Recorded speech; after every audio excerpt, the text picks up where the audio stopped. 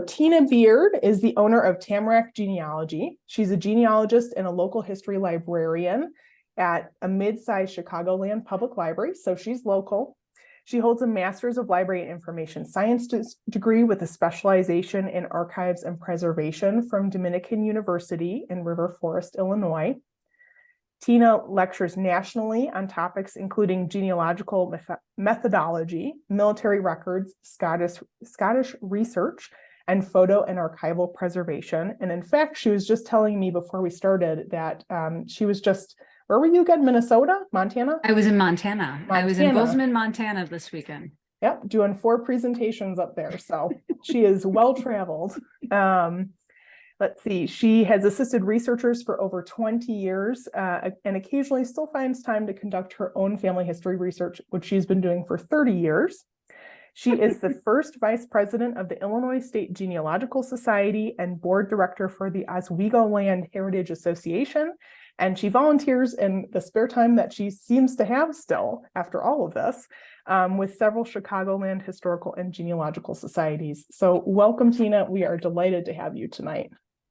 Thank you, Rebecca. And thank you, everybody, for being on today.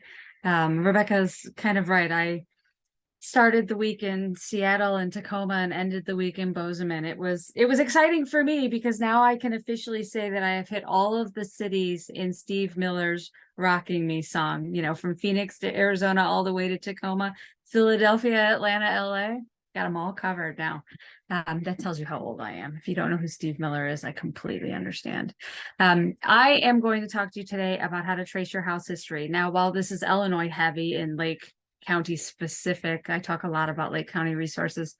You can use this no matter where you are. So again, whether you're in Pueblo, Colorado, whether you're in Albany, New York, the same types of strategies and the same types of research that you're going to do are going to be the same, regardless of what place in the country you're doing it. And the same would even be true if you were doing research overseas as well, whether that's, in Europe, whether that's, Australia, whether that's in Canada, wherever you happen to be. These same types of models would still be useful. The only difference might be what the office itself is called. So here in Illinois, it's the Recorder of Deeds office that we're typically dealing with. In some locations, it's the registrar's office. Some places, it's the clerk's office. The same types of records are going to exist. It just might be a different name of the officer, the court officer, or the county officer that you're asking for. And because I have a lot of images and things like that, I'm going to turn my camera off so that you can see my full screen. And for those of you who know me, know I talk a lot with my hands. So the last thing you need is my little bobbing head up in your corner, distracting you from what I'm saying. So I will turn it off and I will bring it back on when we get to the Q&A. Okay, so let's get started. We're going to cover a lot of ground today, but some things I want you to be aware of as you're getting started. So while we know where we live, we know what our street address is, we know the state that we live in, a lot of times we don't necessarily know all of the levels of government that might have or might hold records on our property. So do you know the county? Do you know the township that it happens to be? And in Illinois, we are largely based on a township system. There's 102 counties in Illinois. 100 of them are based on the township system. There are 2 counties downstate, Perry County being one of those that are based on road districts. Now, that's not true everywhere in the country. So you just want to make sure what type of government entity are you dealing with. And then that would be true for municipalities as well. So that would be your city, your village, your municipality. Do you know what your home's legal description is, or the modern day PIN number? And I'll go into more detail about PIN numbers in just a couple of minutes, but whether you're researching your home or you're researching mom and dad's home or grandma and grandpa's home or a distant relative's home, knowing those layers, the state, the county, the township, the city, knowing what the legal description is going to make it a lot easier as you're digging in and doing your searches. So you're going to have a different legal description when you're dealing with town lots than if you're dealing with farm property. And I'll explain that in more detail in a few minutes.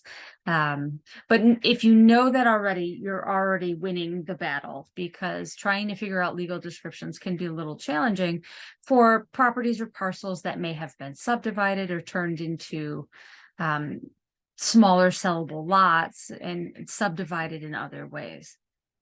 If you live in an original town or near an original town, you know what the name of your neighborhood, subdivision, or addition happens to be. So like, for example, I live in Oswego, Illinois, and while I'm in the city of the town of Oswego, I'm in Oswego Township, my neighborhood or my addition to town is called Bolton's Addition.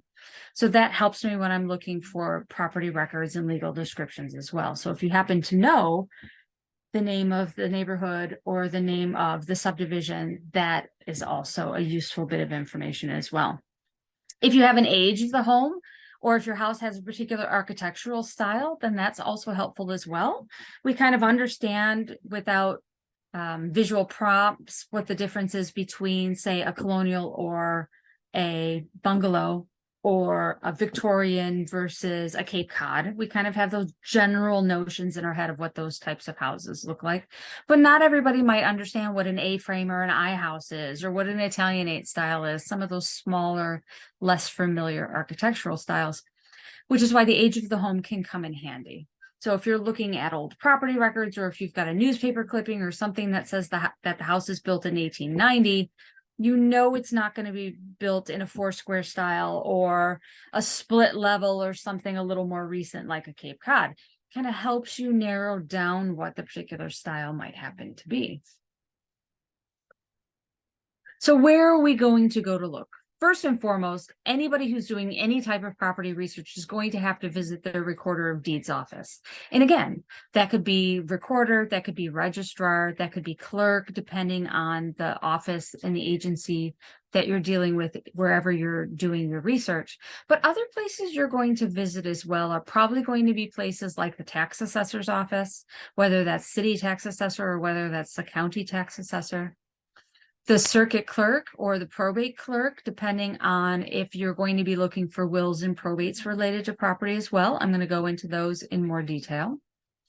Your historic preservation commission or landmarking body who might landmark historic properties in that community. They're going to have information on historic homes. Things like libraries, your historical society or genealogical society, and even colleges and universities are going to have records related to historic properties. Things like public history records, phone books, city directories, business directories. Sometimes they'll have things like church directories, they'll have newspapers, they'll have photographs, postcards. Sometimes they have neighborhood photos or neighborhood history books about a particular area. Each one of those places is going to have parts of the puzzle. Universities and colleges usually have really good map collections, which might be able to show you how that particular community evolves and changes over time. So all of these are places where you're going to look into records. And then land use and GIS, a lot of times historic preservation commissions fall inside land use, or with your geospatial organizations who are doing the mapping, modern day mapping of communities.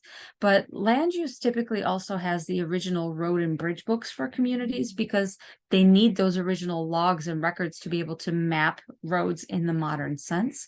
So they have a lot more historical documents than you would typically think a modern day land use department would have. And I'll give you a couple of examples of those as we go along. Now, what types of records are we going to be looking for? Deeds and mortgages are very important pieces to that puzzle. That's why when you visit the Recorder of Deeds, you're going to be looking for the people who are buying and selling a particular property. But there's a lot more to the recorder's office than just the deed itself. Tenant farmers or renters typically would take out mortgages. Those were early rental agreements.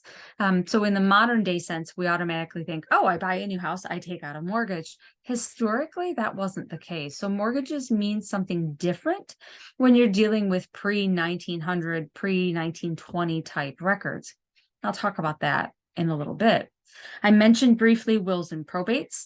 In order for somebody to sell a piece of property, they have to show that it has a clean chain of title. So anytime somebody passes away and deeds or leaves property to descendants or to heirs, then that needs to be documented. And the probate is usually where you're going to find all of the real estate that that person owned. And if they're leaving it to somebody, who is receiving it, and if it's being sold to settle the estate, when are they selling it and who is buying it? Things like your personal and real estate taxes. Again, here's the difference between owners of property and renters. Owners will show up in real estate taxes every year, showing how much they're paying for the pieces of property they own. But we kind of forget in the 21st century, because we don't get taxed on our personal goods anymore, that was a very real tax that went on for a number of decades, where they would tax you on the number of carriages and wagons you had, sewing machines, clocks and watches, as well as any farm animals or livestock that you had. So you might just be renting the farm, but you're still paying the taxes on the animals that are working it or the equipment that you're using. So when we're looking for taxes, we need to include both sets of those in our records in order to make sure that we're finding those people who might have rented a farm for 30 years and never owned it, but there's a traceable way to find them as well. Things like permits and surveys. If I'm putting an addition on my house, by law, I'm supposed to take out a permit and pay the money to the county or to the municipality for the work that's being done. So sometimes you can reach out to tax assessment offices and find those. Surveys would be things like historic landmarks or designating historic neighborhoods, where they're going in and doing what are called dashboard surveys, where they're kind of taking photos of historic properties from the street. A lot of communities have these landmark guides that you can use in your research that are available either already digitized on their websites or at your local library.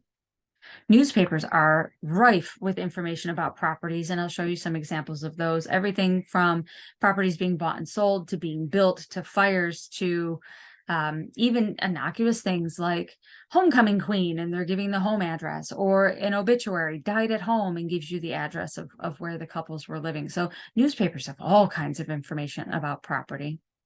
City directories, again, I'll talk about. So we'll mention how to research both owners and renters in city directories. Atlases and gazetteers, those county plat books where it's showing me the owners of property, the taxpayers, the business owners. Gazetteers are just a wider version of a city directory. So instead of being a single community or a single county, a gazetteer might be Northern Illinois or all of Illinois or the state of Wisconsin or Northern Wyoming. So gazetteers are just a larger geographic region than a single place. Fire insurance maps I'll talk about. We're familiar in Illinois with Sanborn Fire Insurance Map Company. They were just one of the businesses in the game. There are other companies out there who were doing insurance maps. I'll talk about those and how they impacted research for communities, for downtown urban districts. And then photos. If you're lucky enough that you have interior photos of a property, that is just sheer gold, because it is so hard to find interior photos of historic places. So let's follow the trail a little bit. Check with your county if you think that there might have been building permits on file, if you know that additions were done to the property. See if the community kept those and for how long they might have kept those on file. I work in Will County, and Will County only keeps their building permits for 5 years, unfortunately. So I can't research back historic properties, but other communities like Cook County and Kane County keep their records back a ways further. So depending on where you're doing your research, the county where the property lies might be able to tell you if any permits were filed and what changes were made to the initial structure or structures. Now, I touched briefly on local land use. So GIS is the Geographic Information Systems, and those are those overlaid maps that you can use to see all kinds of district boundaries. And I'll talk a little bit more about this at the very end. So you can use it to find school districts and township boundaries. You could use it to find railroads and highways. There's a lot of different ways GIS can be used.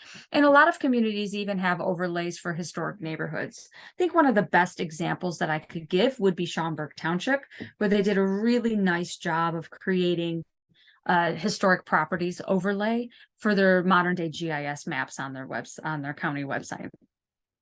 Like I said, historical societies and libraries, we're going to have all kinds of information that you could take advantage of, not just the things for within our community. If you're coming to Ela Library or Plainfield Library or Schaumburg Township Library, but also we can help you start that process in the communities where you are researching. So whether that's Armentrout, West Virginia, or whether that's Bozeman, Montana, we can help find you some places to start.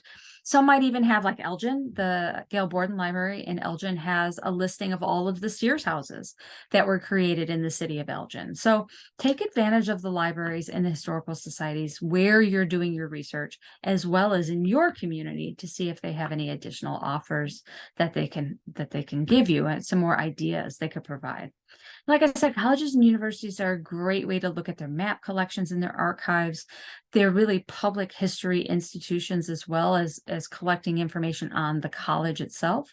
So ask them if they have architectural plans, if they have building design layouts, because a lot of times they have architectural schools or divisions or classes, and they use local resources and local architects to teach those classes. So they usually have those types of materials in their archives or in the library. So reach out to them and ask them if they might have those building plans for historic homes in your community. So now in Illinois and nationwide, we have what are called PIN numbers, which are property identification numbers. And these numbers really don't come about until you get into the 1950s, till you get to mid-century, 20th century, when they start assigning numbers to properties to make it easier to keep track of payments, taxes, and so on and so forth. When you're dealing with historic properties, you're going to go back before 1950. So you're going to need to know what that legal land description is. But if you were to go to the tax assessor in the community where you're researching, you would be able to search by address. I'm going to give you an example of this in a few minutes. And when you find that property address, it's going to provide for you the PIN number as well as the legal land description. So it's showing you the modern day land description. It could have changed over the years, but at least this is a starting point to move you backwards in time. And tax assessor, as my grandma Nellie always said, there's two things you don't get out of, and that's death and taxes. So think of all of the layers in which you pay taxes to. So you pay taxes to your municipality. So I pay taxes to the town of Oswego. I pay taxes to the township. So the township tax assessor is going to have information. I pay taxes to the county. The county is going to have information on my tax assessments and my property values, and then up the food chain. Sometimes the state has information, but typically your township and your county are going to have information on the property.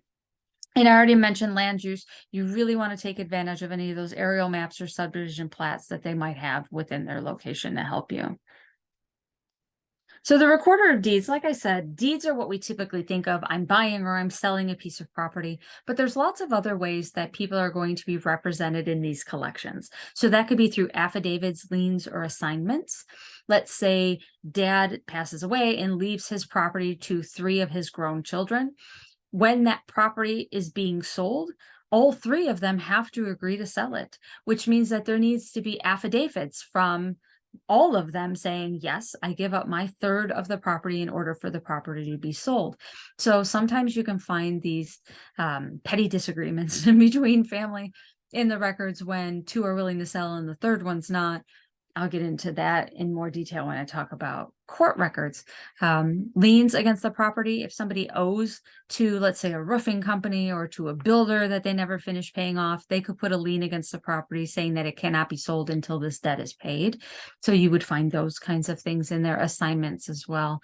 And things like business incorporation. So if somebody's running a farm and they incorporate the farm, or if they own the building and there's a grocery store on the first floor and their apartment is on the second floor, you could look for the incorporation of the business of the grocery store. This would be true for churches. It'd be true for cemeteries. It'd be true for secret societies. So if you buy a piece of property and you find out that it originally was a dairy, or you find out that it was originally a church, you can go and look for those incorporation papers to find out a little bit more about the age of the structure or the age of the organization. Things like land trust, you see it a lot more out west, and you see it with farmland still here in Illinois, where they'll put the farm into a land trust, or they'll put it into a an heirship trust so that, it becomes part of the estate and it's managed by a group of people instead of an individual person. And then again, your typical property sales and transfers, quitclaim deeds. If I'm, giving my house to my children, then you'd file a quitclaim on those. A lot of records are available online. I'm going to come back to Lake County in just a minute because I hate to say it, Lake County disappoints me. But in certain communities, you can go all the way back to countyhood. Like, for example, King County has their property records all the way online back into the 1840s. It varies by county based on how large the county is and the number of records. So Cook County only goes back into the late 1980s. Will County goes back to 1994. I'm not going to get on that soapbox. Kendall County goes back into the 1960s. McHenry goes back further than that, I think, into the 1940s. So it just depends on the county and their budget. But each county has something available online for you to look into. And then the further back you go, the very first sale, when the federal government opens up territory for sale, that first sale from the government to the original buyer is called a patent, a land patent. So you could trace these buyers and sellers all the way back to the very first person who buys that piece of property from the government. And those records are at the National Archives in Washington, D.C. I'll show you an example of one of those in a minute. Some things that you'll hear me refer to frequently. So mortgages I talked about, usually those renters, you'll see them listed in paperwork as indenture. So if it says mortgage or indenture, I know that they're not buying the property outright, that they're either renting it for a series of years, 1, 3, 5, 8. And then what is the agreement? Are they paying yearly or are they paying one lump sum at the end when their term is up? All of that will be spelled out in the paperwork. Deeds are those sales between two parties, and you'll typically see the buyers and the sellers listed as either grantor or grantee, or the legalese in the paperwork would be the party of the first part selling or renting to the party of the second part. So you'll see these terms used as you're looking through property records. Couple other things, chain of title, that's showing that ownership from one person to the next, all the way back until you get to that very first sale. Now, chains of titles are kind of essential if you want to make sure that you have the legal right to own a piece of property. And you could take the extra step to buy or purchase what's called an abstract of title.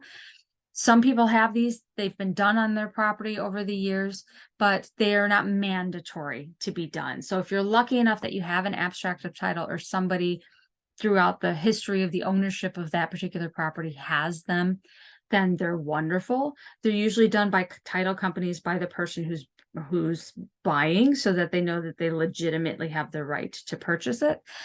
So checking with your historical society, sometimes checking with the local archives, university archives, to see if they have any of these in their collections can be useful, but they weren't required. So you won't necessarily find these for every property.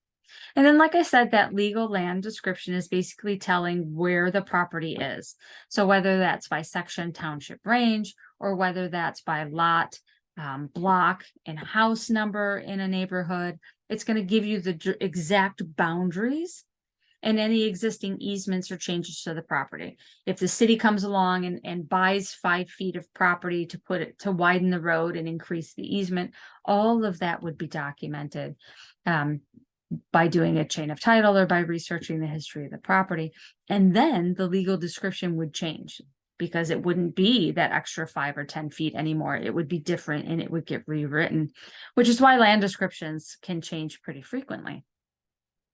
Now, depending on where you're doing your research, if you're based on the township system, it's based on a grid, and township sections are typically 1 square mile. So when you look at this is Will County, a portion of Will County. When you look at all those boxes with those numbers on them, each one of those is 1 square mile. So in my section of Will County where I work, each township is a square. There are a couple that are cattywampus, but in this section of the county, all of the townships are 36 square miles. So 6 sections across, 6 sections down, for a total of 36. I hope I did that math right. See, that's why I became a librarian. So I could memorize numbers. I don't have to add or subtract them. Makes me a terrible genealogist though, because I always get the birth dates wrong. But you could see on this map kind of how these are laid out. Once a grid system is created, like the township system in Illinois that was created in 1850, Section 3 in Homer Township is always going to be Section 3. So when you're doing house history research, it becomes really easy to just breeze through a series of maps because you know that Section 3 is always going to be Section 3. So you could check and see if the names of the owners change. The property's not typically going to move. So it speeds up your research considerably when you have that legal description.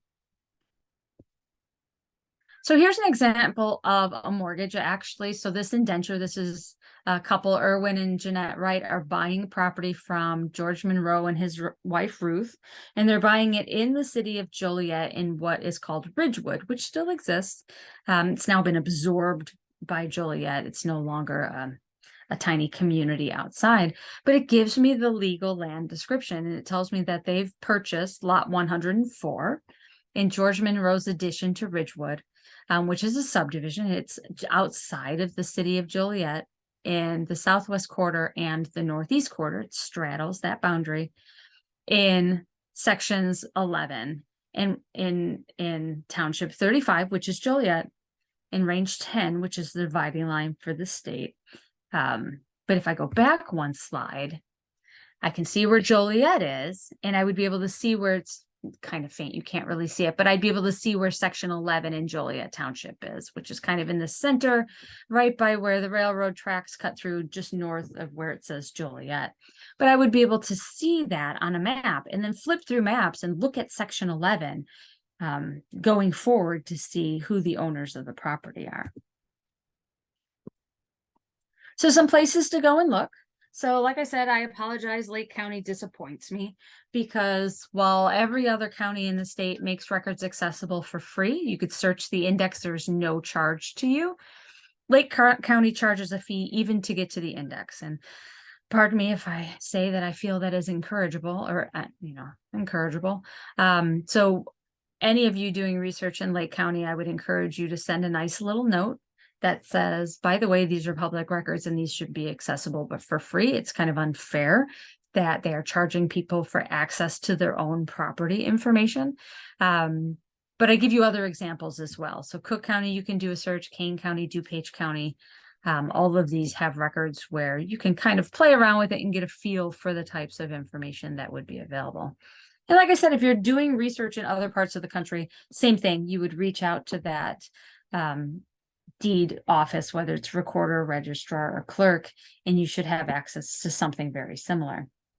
Bureau of Land Management, like I talked about, that very first purchase from the federal government, those records are available here. You've got it in your handout, so you don't need to copy that. But I'm going to show you some examples. So since I can't show you Lake County, I'm going to show you a Cook County example, and I'm going to show you a Bureau of Land Management example to kind of walk you through the process.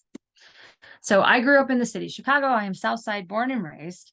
I grew up in Bridgeport, so I wanted to do a little bit of research on my grandparents' house on 38th Street. So in Cook County specifically, this is the only place where this has happened recently, but the Recorder of Deeds office and the Cook County Clerk's office merged. So after David Orr retired as county clerk, Karen Yarborough, who was the recorder or was the clerk, somehow managed to win an election as the Recorder of Deeds and merged these two offices together now. So now the Recorder of Deeds office is just one department underneath the Cook County Clerk's office. So you could see that they do vital records and elections, which they've always done, but now they do property taxes and recordings as well. So if you had the link to the old recorder's website that is now defunct, you would want to use this website instead. So I can go to the recordings page and it's going to tell me, by the way, we merged and our information is now different. You can click on the little link that says search recordings and it takes you to a page that looks like this. At the top, I can sign in with an account if I have one, or I can go in and I can search. So what I did was I clicked on search and it asked me, did I want to search by PIN or by address? So what I did was I put in the address where I grew up, which was 451 West 38th Street. And when I did that, it says, oh, here's the address. And I highlighted that in red. Here's the address that we have on file for that. And oh, by the way, here's the PIN number. So now I have both. I have the street address, and now I have the official PIN number as well, so that I can research that property going further. Once I scroll down a little bit, it gives me a listing of all of the property transactions that occurred for that particular address, but I'm not quite there yet. So here's that screen where I'm doing my search and all of the different ways in which I can use it. So if I have the PIN number, I can plug it in on the bottom left. If I have the street address, I can put the street address in. If I know the particular document I'm looking for, whether it's a mortgage release or a deed or some other sale, I can select the type and put the specific number in. Or if I'm looking for a trust, a land trust, I can put that trust number in. So there's lots of different ways that I can search this information. I could also search by if it's a person or a bank or an entity, I can search by that as well. So I could search for Chicago Public Schools, or I can search for Nativity of Our Lord Church and see all the places that, they might come up, or the Archdiocese of Chicago might come up. So if you don't know the specific address, but you know the person, or you know the name of the business, you could search that way as well. And I searched by name, and these are all of the Middletons. My grandparents were Eleanor and Larry Middleton, and I was able to find Eleanor listed in the records, and it shows me the last transaction date that they had on file. Now, remember, the size of the county, the size of the records are going to dictate how many years back they're going to go. So some might only go back a couple of decades, some might go back 100 years. Just depends on the county itself. So I can click on that record for Eleanor Middleton, and it's going to take me to an unofficial copy of the document. So this tells me that it's an indenture, it's for a mortgage for my grandparents. They were borrowing money, on the 31st day of July, 1968. They were taking out a new mortgage on the property that they had purchased in 1952. And again, it gives me the legal description. So it tells me it's lot 22 and block 3 in Sutton subdivision of the Canal Trustees subdivision in section 33. So I could look that up on a map. And there's no PIN listed on this particular document, but they do give me the PIN for the property, which was on that first screen. So while it's not on this document, I do have it attached to the property itself, and I can see all of that information. So I would have access to print this particular document off. If I wanted a clean copy that doesn't say property of Cook County, then I would just pay the small fee and I'd be able to download the document. Bureau of Land Management is very similar. Like I said, this is the very first time that property is purchased from the federal government. And that could be for a variety of reasons. That could be they were given land bounty warrant land as a thank you for their service. In Western Illinois, between the Mississippi and Illinois rivers, so Alexander County and several other counties were designated in Illinois as military lands. So if you have ancestors who show up in those Western Illinois counties in the 1820s and 1830s, it's very possible because it was military bounty service land. And you can search that way. And on this screen on the left, so I'm searching Will County because that's where I work. And I could sort this by township if I wanted to. I could sort it by the name of the person or the first date that property was sold in that county. Or I could just hit enter and get a list of everybody. But just to the right of where it says search patents, there's that link that says authority. If you click on that little drop-down menu for authority, you can choose exactly what you're looking for. So if you think somebody was given land as part of the Homestead Act in 1862, or military land in 1832, or they were purchasing Native American lands that were being opened up and auctioned off, you could search by any of those official authorities to narrow your search down. But in this case, I just searched on Will County, so it brings up a list for me. I searched the list alphabetically. If you click on the headers, it'll change your categories by default to either earliest date, alphabetical by name, first township, first section, so 1 through 36. And I see all the names of the buyers. So I could see that Hugh Alexander purchased land on October 1st, 1839, that he bought land in Township 36, and that it was in Section 17. I can go to a map that's going to show me where Section 17 is in Township 36 and see where that property is today. Because like I said, once the townships are settled, the boundaries don't really change. I can click on that. So I could click on his name and it would take me to a record and it would show me the application. One thing to keep in mind with these is that it is only showing you the final page. So while it's great to click on patent image up at the top and see the signature of the buyer and the president, I'm going to tell you, the President Lincoln or President Grant didn't sign this land patent. The land office manager signed it on the president's behalf. So it's not Chester A. Arthur's signature. It's the land office writing in Chester A. Arthur. But it gives me the legal land description. So that's the east half of the northeast quarter of Section 3 in Township 36, north of Range 9, east of the 3rd meridian. And at the top, you see that little number on the left where it says Certificate 1271. This original document lives at the National Archives in Washington, D.C. The patent, meaning I've done all the work, I've paid my fees, this property is now mine, here's my certificate. The certificate is 1271.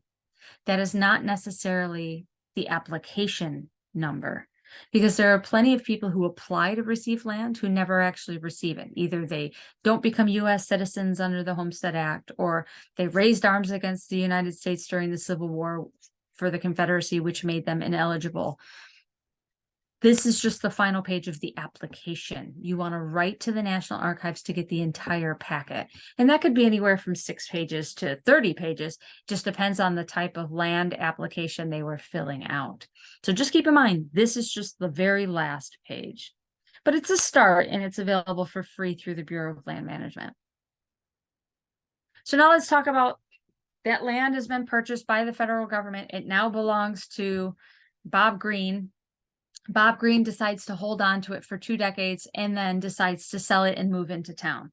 As soon as Bob Green sells that piece of property to somebody else, whether it's Lou Smith or Michael Jones, then it becomes a county record. And then it becomes traceable through your local county recorder of deeds office. The first time it's bought from the government, that's in DC. Any subsequent changes or sales to that property then becomes local. So you trace that through 2 different ways. You can either trace it by the legal land description. So if you know where it is, Section 10, Township 36, or if you know who the buyers and sellers are, you can go through the book and trace it backwards.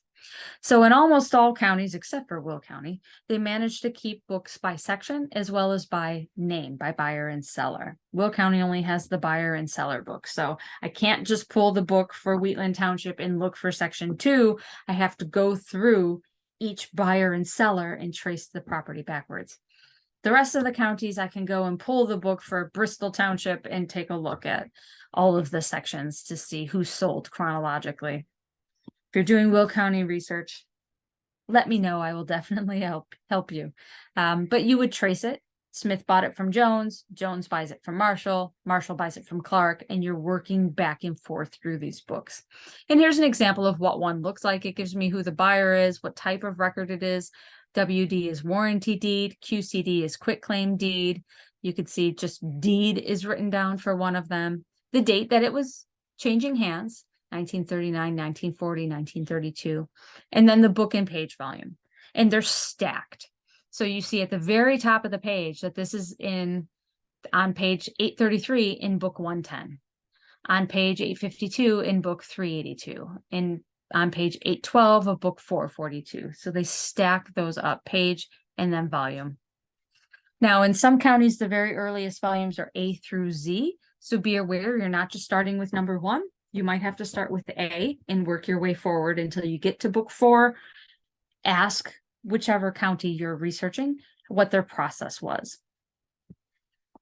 A lot of these you can find online now through Family Search. So you might be able to find the Lake County ones available for you already digitized and available through the catalog on Family Search. So it's worth going in and giving that a try. After, of course, you've written your letter to Lake County Recorder telling him that you humbly request that these records be available for free. So now let's talk about those probates in the circuit court documents. So if the government agency does not have a specific probate court, then you're going to look through circuit court records for probate. If it already has a probate court like the state of New York, you're just going to reach out to the probate court and ask for a copy of the probate for whichever family member or property you're researching. And you could see on this one in particular, this one's for Charles Kinley. It tells me that he owns property in the northwest quarter of Section 6 in Township 37, which is Wheatland Township in Will County, and then gives me the description. Tells me that it runs north along the section line for 9 7/3 or 7/5 chains to a stake, which you hope somebody doesn't take. Then it's east parallel to the quarter line for 27 chains and 45 out of 100, and gives me the actual legal description of the property. So sometimes that might be meets and bounds, sometimes that might be chains, rods, and links. It just depends on the research. But the most important part of that is going to be the section, township, and the range. That's going to help you zero in, and then you can drill in more once you have the legal land description. If somebody is unhappy with that probate and wants to file a complaint or file a lawsuit against the estate, you'll typically find those in family court or in chancery court. So if somewhere in the will, there's usually red flags that point to somebody being unhappy and suing the estate, then I'm going to go looking for those court records to find out why and what what the outcome was. Did they wind up having to divide the property equally among heirs? Did the land go to just the widow? What happened with the estate? But it's always going to list all of the real estate. So even if they own property out of state, even if they owned property in Indiana or in California, it would still need to be documented here because it was owned by the deceased. So sometimes if you've had a courthouse fire in your community, you can get lucky that you can find a copy of these probates because wherever they owned property would have to have a copy of this probate or the will to prove that the property had the right to be sold after the deceased had passed away. So sometimes you can get lucky and find copies in other communities, or maybe where their kids were, if they were the heirs of the estate, because they would have to follow the rules and file an affidavit claiming ownership of the new property. So there's lots of places within court records where you can look for information about property. It could be border disputes. It could be fence line disputes between two neighbors arguing over who has the true fence line. So there's lots of reasons why property can show up in here. One of my favorite are chattel mortgages. I want to borrow money for something, maybe putting an addition on my house or buying a new piece of property, and I'm putting up collateral to the wealthy person who's lending me the money. So I could put up, 3 cows, 8 bushels of hay, my carriage, and the wheat that's in my field for $100 that I am then going to pay back in 18 months based on the lender's terms. But chattel mortgages can be really informative about what kind of socioeconomic status they had, how wealthy were they, how often were they borrowing money, and what were they putting up as collateral. So those are usually records you can find on the county level, either in the Justice of the Peace records or in the township if they still have their Justice of the Peace records. But chattel mortgages can be really fun. So tax assessors, again, on those levels where you're paying to the government, so the township level, the municipal government, if it's a city like Chicago, or to the county level, it's going to give you the opportunity to search by PIN, by address, by person. So tax assessor records for Lake County are available. Sorry, Rebecca, I used ELA as one of my examples here. So I did a search on the ELA Public Library. It gives me the legal land description, which is a bit of a mouthful there in the box in red. But then each one of those boxes on the left are categories I can search on.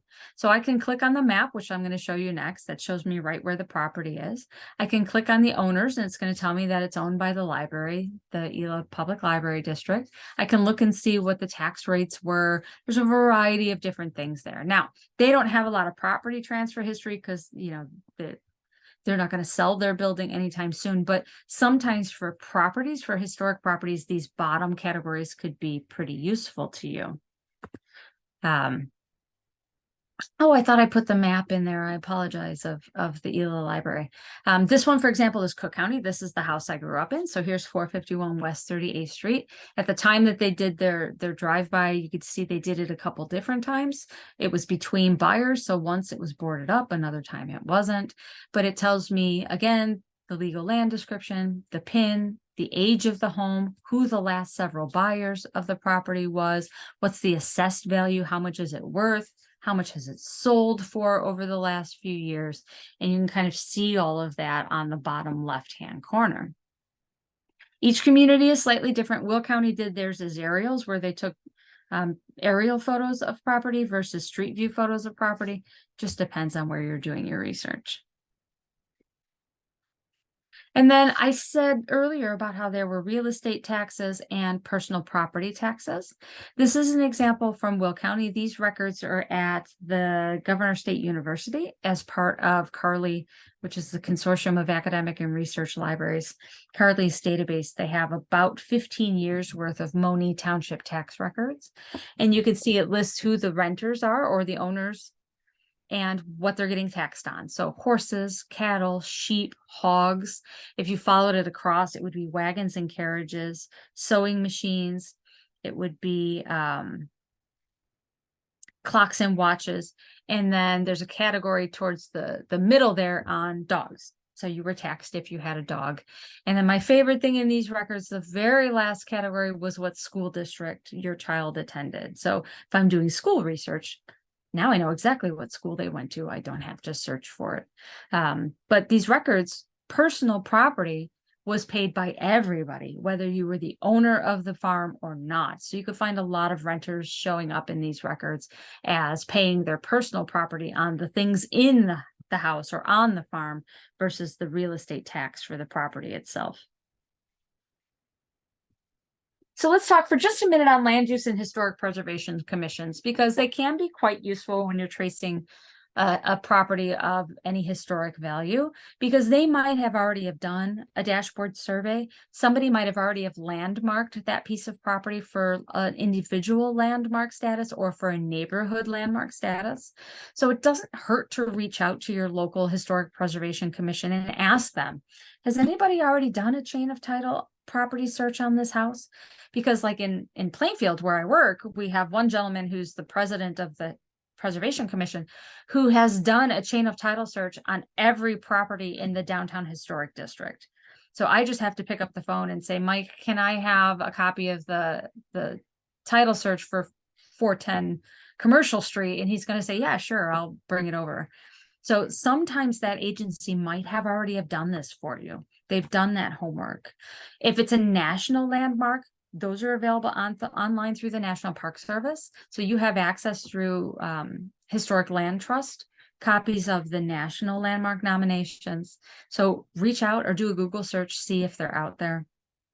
They also have things like the subdivision plats and the road surveys I mentioned before, road books and bridge books. So the first time that somebody came out and surveyed that land to put a road or a bridge through, they were typically named after the farmers who lived on that block. So whether it's Rand Road, whether it's Gilbert, whether it's in our community, whether it's Wolf's Crossing or Heggs, those are named after the farmers that live there. So, you know, this could be some of the earliest records or evidence that you find that somebody lived on a property before the first every named census, federal census index in 1850. So they were the ones paying for the grading and the laying of the road. They were the ones paying for the maintenance on the bridge so that they could get their crops to market for sale. So reach out to the county or the township and ask them if they still have these original road and bridge books. They're really, really insightful. They are handwritten, so a lot of them are not digitized and available online yet, just simply because there's not the technology to read these yet. Here's a couple of examples of those surveys that can be done in Will County. Every county or every township in Illinois, in Will County, all but two. They're finishing up the last two. COVID kind of threw a wrench in their schedule. But 21 out of the 23 townships in Will County have what are called rural structures guides, where they've gone through the entire township and inventoried all of the historic structures. So that could be houses, that could be buildings, that could be barns, that could be smokehouses, that could be water towers. It doesn't have to be a physical house. And then they would inventory it and do like a mini history on those that were most significant. They would reach out to the owners and ask them if they wanted the property to be contributing, if they wanted it to be included in the survey or not. So a lot of times you'll see non-contributing, the owners didn't want to be involved. But for those who were contributing, a lot of times they provided as much information as they had. When they bought it, how long they lived there, did they have any historic photos, did they know anything about the original builders? And all of that would get put into these mini dossiers about these individual properties. So I can look at this one here for the Steiner property, get a very nice picture of the house and even a picture of the family from the 1920s that talks about how the family owned that particular property for over 75 years. I don't have to go to the Recorder of Deeds and look for book by book by book, because I know that for 75 years it was in the same family. So now I have a starting point or an ending point. So these rural structures guides are really kind of useful, and I would definitely look to see if they exist for where you're doing your research. There's a series of books for the Midwest, and this is Illinois, Indiana, Nebraska, Iowa, where they did a series of books called like This is Lake County, This is Will County, This is Brown County by John Drury. If you're old enough, not that John Drury, not our local broadcaster John Drury, a different John Drury, who did a series of these books. A lot of them are popping up now on Internet Archive, so they're available for free to download. If you don't see your community, doesn't mean that there wasn't one. I would just go and contact your local library and have them check to see if there's one that could be borrowed through interlibrary loan.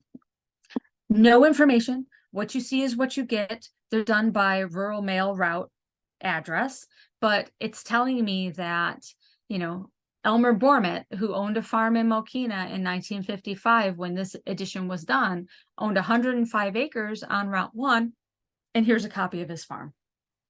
So if I'm tracing the history of a property, I'm looking at things like this because I want to see what the property looks like now, what it looked like in 1955, and maybe if there's an illustration from a county history from 1893, 1909, and I can compare how the farm or how the house changes over time.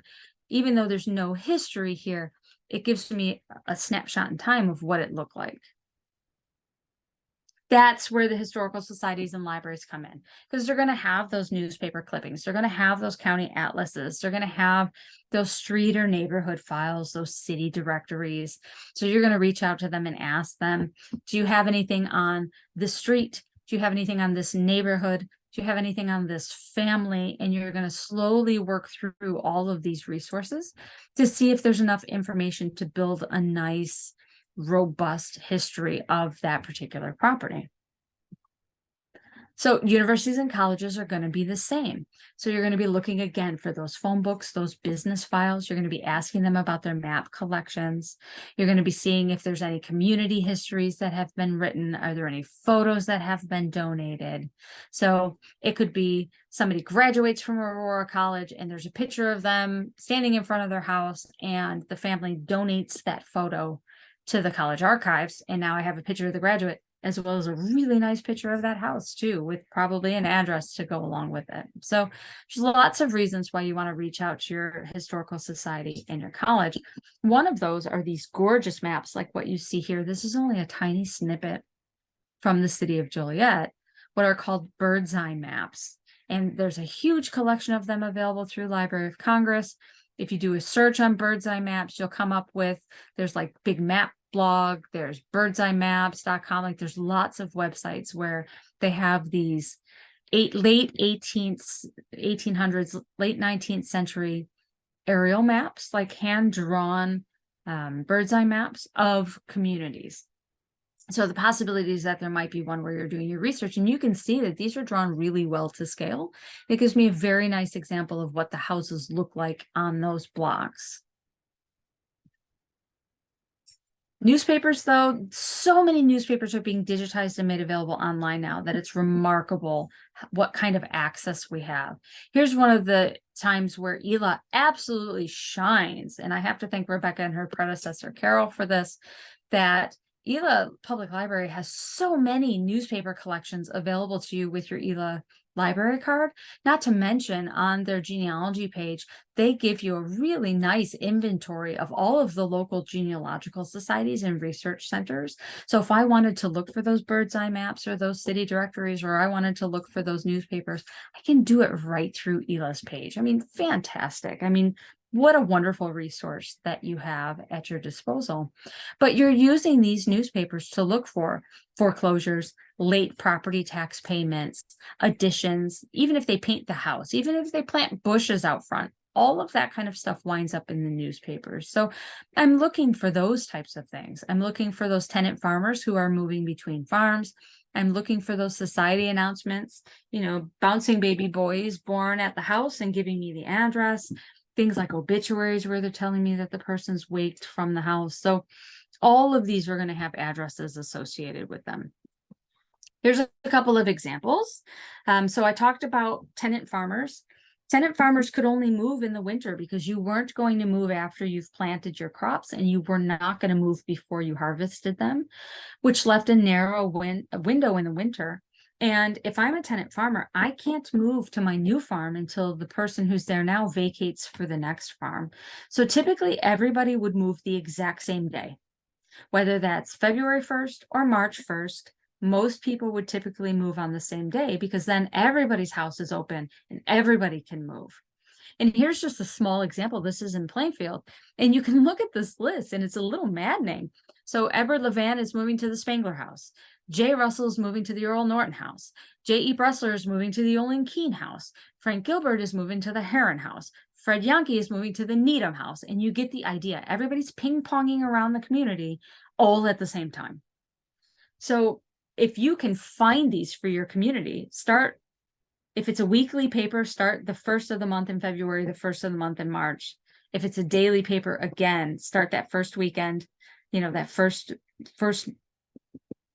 day of the month, and look through them, and you will find some of these. Here's another one. This one's 1932. This is Jacksonville, Illinois. And again, people are ping-ponging around, moving from one place to the next. Not unusual. Things like barn fires or barn raising. So Mr. Stewart had his barn burned to the ground. This is 1913, that it was a total loss, but luckily he had some insurance. And that exact same day, the schoolhouse about 2 miles away caught fire and burned to the ground as well.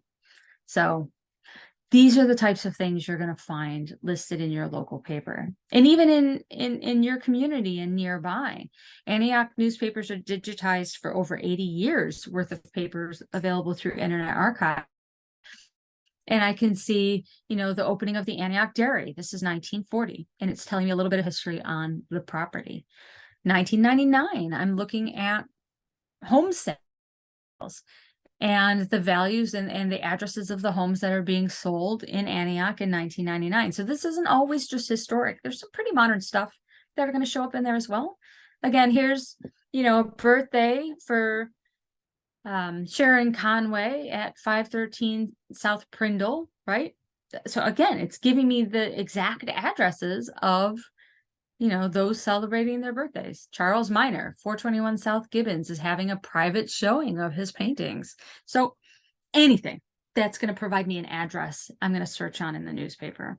And the beauty with a lot of newspaper collections is I can search specifically by address.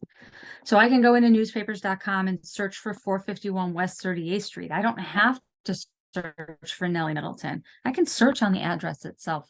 But keep in mind, the older the property is, sometimes it just might be listed as Main Street or 17 Main Street, and there's no north or south, or there's no east or west. So you have to be creative in how you're accessing these. Like I said, gazetteers are just another way of saying directory, only it's on a larger version.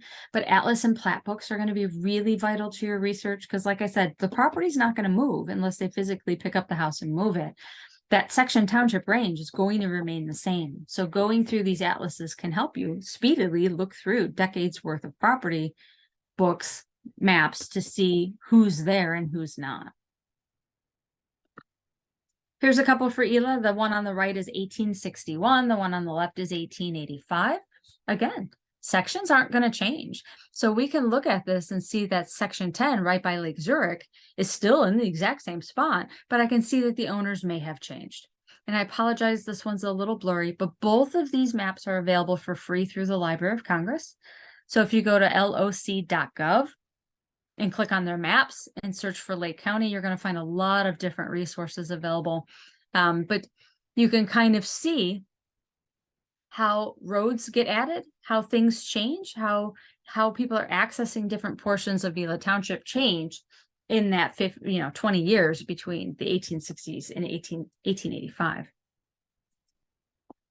In my community in Plainfield where I work, I can see the differences in the neighborhood right downtown from 1873 all the way up to 1909.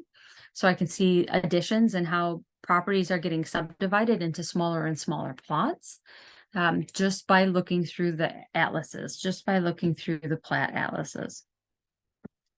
But you always want to put these together because what's the easiest way to explain this? Township boundaries and city boundaries are really just a street. So the north side of the street is one township and the south side of that same street is another township. Or I'll use Lake Cook Road as an example.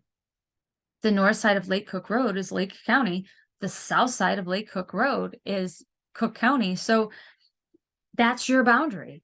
And for some reason, it kind of gets in people's heads, oh, I got to just look in Lake County, or I have to just look in Addison Township. No, you need to look across, because while these maps are pretty good and they're closely drawn to scale, you see there's little blips here where the map taker's model is not 100% accurate.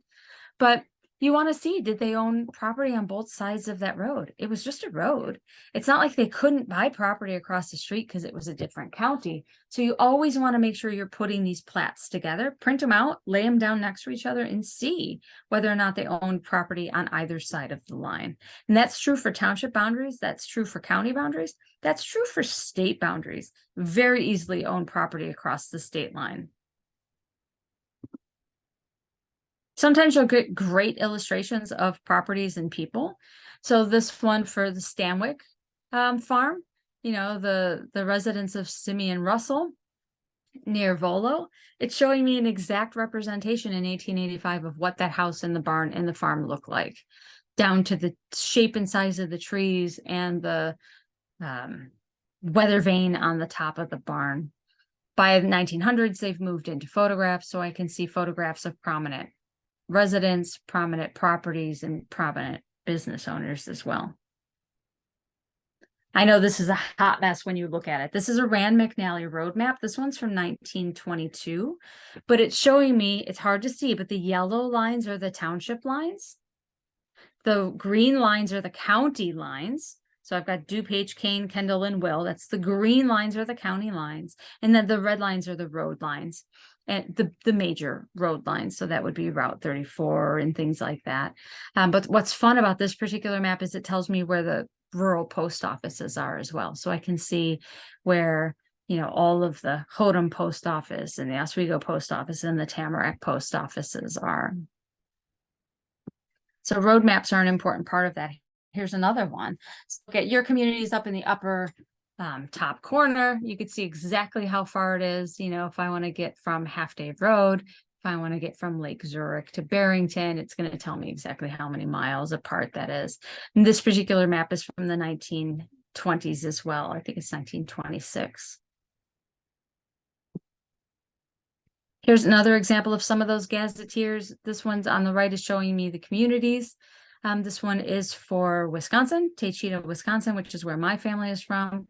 Gives me a little bit about the community, its shape, its size, how close it is to the nearest big town. The one on the far left is Illinois. There's an Illinois historic directory of place names. So Tamarack, which I mentioned just a minute ago, was the post office in Will County. I can look on the map and read a little bit more about Tamarack and find out how long was the post office there and what kind of businesses did they do. Then the one in the center is a railroad gazetteer. So it gives me the name of the railroad. It gives me the line in which it's on and where its closest stop is, and usually information on ticket prices. So Albion, Iowa, which is where I had family, town really doesn't exist anymore. But it's telling me that, it's part of the Central Iowa line. It's in Marshall County, Iowa, and that it's $500 for, I don't know what the $500 for. I don't know if that's to buy a ticket or if that's to purchase something else, but it's listed on there.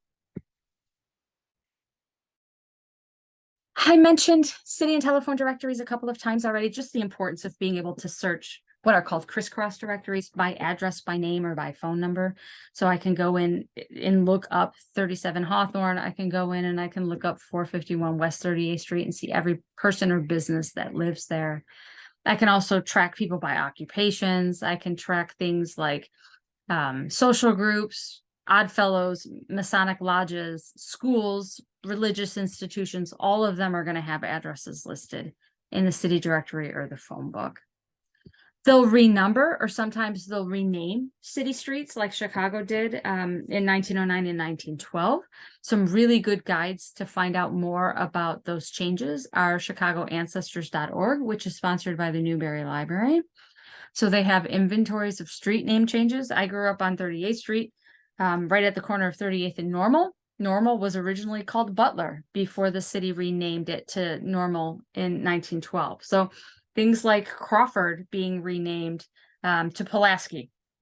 Those types of things would be really useful if you're researching the history of a property, or a street address change. If you're doing a Google Street View of grandma's old house, only to find out that you're looking at the wrong house because in 1909 they renumbered and, house 180 became house 213. Like, you want to look through city directories. You want to ask your local library or historical society, hey, did our community ever rename or renumber our streets? And they're going to be able to tell you right away and tell you where to find that info. So here's some places where you can get that information, largely for free. Fold3 and Ancestry are both by subscription, but ELA has access to those. Here's an example of those street name changes. This one's in Joliet, 1937. The new address is on the outside. So the original address was 104 and it became 804. So that's a huge change. And that's something you would definitely want to know if you're doing property research. So you want to look for those types of things. And then county histories, take them with a grain of salt, because anybody could say that they were anything. They could claim to be the Queen of Sheba. Nobody's going to dispute it. But they usually give really good property information. So they're talking about the farm, how long they've owned the farm, what changes they've made to the farm. Sometimes there's tax inventories to taxpayers in the back of it that tells how much they've paid on the farm. So the property information provided in county histories are usually really good. Just the biographical information that might be a bit sketchy. Everybody's always the most upstanding human being on the planet, right? They're never going to say that everybody hated them. But for example, this one for History of Cook County, they're talking about how in 1850, the township was well settled, and it's telling me a little bit about the schools in the community. That in 1837, a post office was established at Elk Grove, and that F.T. Minor postmaster was the first person. He was succeeded by F.W. Page. If you find out that the property you're living in was that original post office, then that's an important piece to the puzzle. So take advantage of county histories. They're always talking about firsts. First school, first schoolmaster, first church, first bridge, first building. If that's your property, then that's some really good, reliable information. Here's some examples of places where you can find more of these online. Internet Archive is a great resource for these. Library of Congress is a good resource. Google Books, HathiTrust, all of those are going to be really good avenues to research. And then last couple things, Sanborn insurance maps, a huge collection of these just went up on the Library of Congress's website. There's only a few for Lake County. There's not anything for Lake Zurich, but like Gray's Lake is up there. Waukegan is up there. So you can go through and take a look and see what they have, but they're going to show you how properties and how communities change over decades. When did paved roads get started? When did they go to electricity from gaslight? When did that structure go from 1 story to 2 stories? And it's going to explain and show you all of those changes. So here's an example. This is Grace Lake. This is 1934. So there's 4 pages to this particular set of maps. So the one on the left is the index. I don't know why that didn't show the index on the left-hand side, but it tells me here's page 1, 2, 3, and 4, and it's showing it to me on the screen on the left. And then I zoomed in onto page 3, and you could see the Wilbur Lumber Company. It tells me how big it is, the shape and size of it. But then all of these little yellow buildings surrounding it are homes and properties. So each one of these numbers means something. It's either it's made of wood, it's made of stone, it's made of brick, or it's 1 story or it's 2 story. It's telling me how many windows it has, how many doors it has. It's giving me these codes, whether or not they have running water. All of that is provided in the key on the first page. I kind of cropped that out, so I apologize. But if you've looked at Sanborn maps before, you know they could be really, really useful because they can show you when they tear down the barn and build a garage, or when they put that 2nd story addition on, or when they add the wraparound porch. You could see all of those changes happening by decade by using these Sanborn maps. Where can we find them? Here's some links. Do you have these in your handout already of places where you can go to find out some more? Like I said, Library of Congress is a really good resource for these. Chicago Maps is another good website. So any of the links in the handout can get you started on how to research some of these examples. Don't underestimate the importance of books, whether it's Grace DeMille's book, Finding Your Chicago Ancestors, or when I'm doing house histories, my personal favorite is Sally Light's book, House Histories. It's a little bit older, but it's concise and it's to the point, and it's going to help you do research wherever you're doing research in the country. But there are other places here where you can look to. Virginia McAllister's book, A Field Guide to American House Styles, is really useful as well. So you have other avenues of research at your fingertips as well. Other websites, if you want to just know a little bit more about the process of landmarking or researching a historic home, City of Chicago has a really good instruction booklet. Joliet has a really good instruction booklet. There are places out there. So even though you're not doing research in Joliet, the process of how you're going to walk through it and go about it is going to be similar.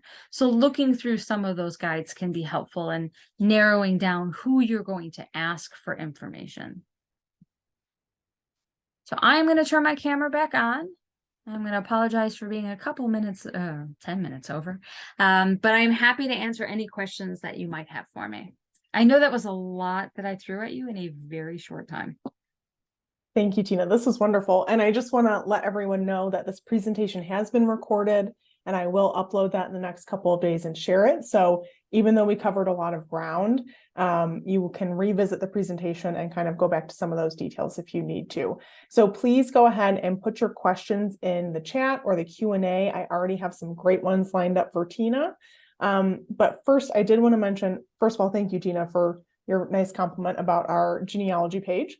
I'm always trying to add things and keep that updated. I also want to let everyone know that we are currently developing a new section of our website for local history resources. So that is hopefully going to go up sometime this fall. I don't have an exact date right now, but that will also include some of these resources that Tina has mentioned throughout the presentation. So keep an eye out for that. I'll definitely put a link in the newsletter when that goes up. But I thought I should mention that, and it will be a good kick in the butt for me to make sure I keep keep that on at the top of my priority list, which of course it is. But anyways, let's see. So some questions are ready. Susie had a couple of really great questions. The first one was, how do you describe the architectural style if there has been an addition to the house? For example, a 1-story made into a 2-story. Depending, you could say that it's an A-frame, or you can say that a lot of people say it's built in the vernacular style, meaning it doesn't have a specific style like Italianate or colonial or bungalow. Virginia McAllister's book does a really good job of going through architectural styles. So I would just kind of leaf through that quickly to see, because it might just be something you annotate as it was originally built as, a one-story ranch, and that's how you're starting it, or a one-story worker's cottage, depending on the age of the house, and then annotating that a second story was put on in more modern times with a rough date if you know it. But as you're going through this, eventually you're going to learn the date because you're going to find it through some other resources. But I would probably document the original style. So if it was a ranch farmhouse or a ranch worker's cottage, and then elaborate.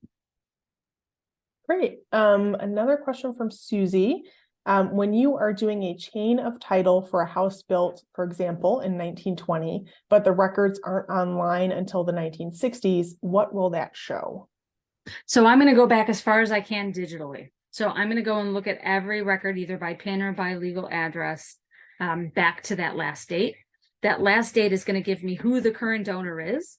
So what I'm going to do is I'm going to go back to the books then and flip through them, because I already have a starting point. So I'm looking through the grantor grantee indexes for the person who currently owns it in 1960 as the buyer. So I'm going to go through alphabetically and look for them as the buyer. And what it's going to give me is then who the seller was. And then I'm going to take that seller's name and then look for them as the buyer alphabetically in the next index and just slowly work back. It's a pain. It takes a lot of time, because if you're impatient and you skip through, you might miss it and have to go back and look for it again. But if you're lucky enough that that particular county or community has the section books, pull the section book. It makes it so much easier than looking for buyer and seller, because I can say, oh, section 16. Oh, they're, on the Northwest quarter. And I'm looking at all the transactions for the Northwest quarter in section 16. This is so much easier.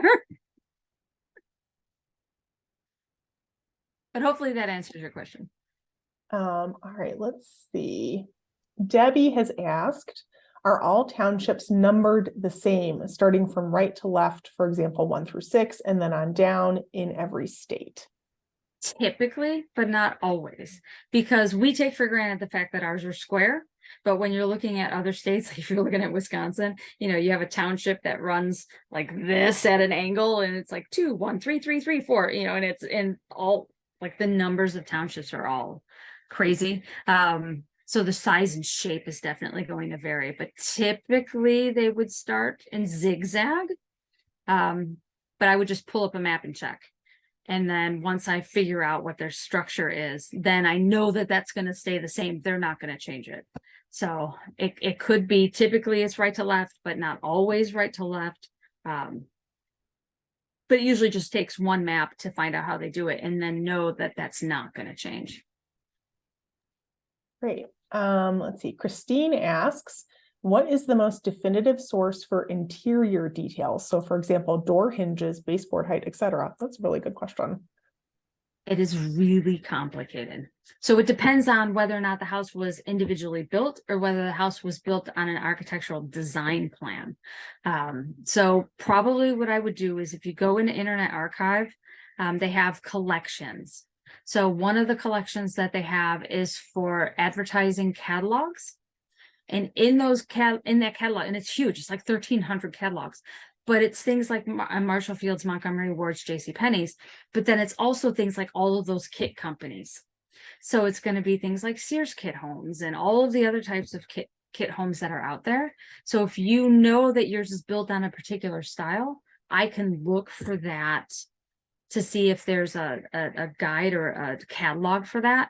And it's going to have all those specs in there. And it's not easy because not everyone has it.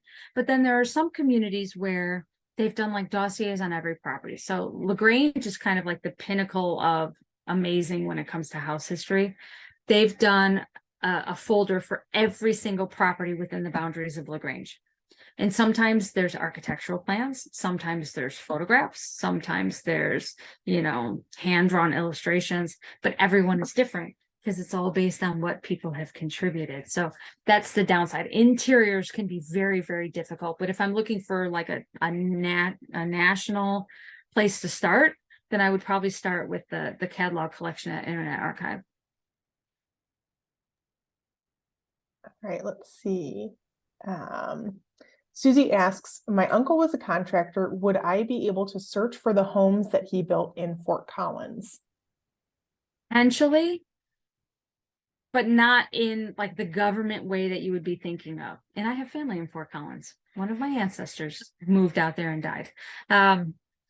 But a lot of cities had contractors guides. Like in Chicago, there was the Chicago Contractor and the American Contractor. And basically what it was is it was an industry magazine that talked about building and building trades. And in the back of it, it listed all of the properties that were being built, who was the architect and who was the contractor. So I would look for something in Colorado. I'd probably reach out to the Denver Public Library because they have an absolutely amazing collection. And see if they have any of those contractors industry guides for that time period. Some of them are digitized. You could find like the Chicago contractors ones you can find on Internet Archive. Theirs you can't search because they're uploaded by individual issue, which is a huge pain. But they might have done them like in bulk, or look through WorldCat or something to see if you can figure out whether or not there are issues somewhere, and then just see if there's a master index. I know it's not terribly helpful, but you know, we have a tendency to overlook like those trade journals because they had a lot of information in them. Trade journals are fantastic. All right, Regina says, I have located a family home from 1880 to 1935 from census records, but I'm uncertain of ownership. Cook County records I retrieved showed liens, etc., but the name of Sisters of Charity showed up multiple times. I know the property was ultimately absorbed into DePaul University, but how can I find out if my ancestor owned or rented the property? I checked to see if there's any tax records. It becomes a little more difficult with Cook County because as the city of Chicago grew, it kind of absorbed all of those townships. So like Bremen Township doesn't really exist anymore because it's the city of Chicago. I would probably check with the Chicago History Museum and University of Chicago, UIC, because both of them have like those building permit collections. One has one half, the other has the other half. I don't know why, but I'd probably search both to see if the name pops up.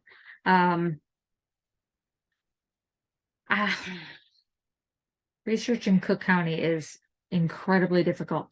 You could try reaching out again to the tax assessor because all of those, they used to be in the basement of City Hall. I don't know if that's still where the tax assessor's records are. But if you got the address, both personal and real estate taxes would be done. Usually real estate was at the front of the book and personal property was at the back. So it would just be a matter of flipping through both to see if they're listed alphabetically. I check newspapers because newspapers would have the tax assessments twice a year, usually in April and in August. So taxes would be due in April. If they didn't pay them, they'd show up in the delinquent tax list in August or September, and see if they show up or if the Sisters of Charity shows up. It's so hard when you're in the city because everything just kind of gets absorbed by the city.